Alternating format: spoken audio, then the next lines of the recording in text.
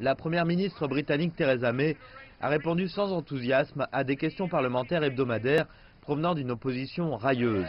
C'est la victoire qui a uni mon parti au Parlement, contrastant avec l'échec du chef de l'opposition Jeremy Corbyn, a-t-elle déclaré. Nous avons remporté une majorité sur le Brexit. Et lui, qu'a-t-il fait? Son plan a été rejeté, il s'est opposé à mettre un terme à la libre circulation et il ne veut pas exclure un second référendum. Il n'a pas de plan pour le Brexit, pas de bon plan pour notre économie et aucun plan pour notre pays. Des mots durs, cependant, les promesses faites pour assurer cette victoire pourraient déjà se réaliser. À Bruxelles, pas de changement d'état d'esprit, ils ne rouvriront pas les négociations qui ont duré 2 ans pour obtenir un nouvel accord sur le Brexit. L'accord de retrait reste le meilleur et le seul accord possible.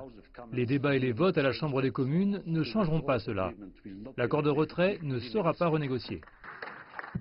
La question qui se pose à Londres concerne ce que l'on appelle le backstop ou filet de sécurité, un dispositif juridique complexe dans l'accord de retrait garantissant que la frontière britannique, presque invisible en Irlande, ne redeviendra pas une frontière dure.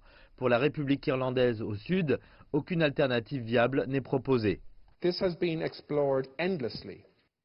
Cela a été exploré à l'infini dans les négociations des 2 dernières années. Nous n'avons vu aucun arrangement alternatif qui respecte ce seuil essentiel et nous avons besoin d'un mécanisme de protection ou d'assurance reposant sur la sécurité juridique et pas seulement sur des souhaits illusoires.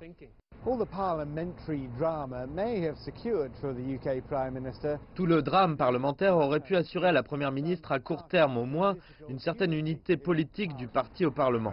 Cependant, tous les indicateurs actuels suggèrent que son voyage à Bruxelles ne sera pas des plus faciles.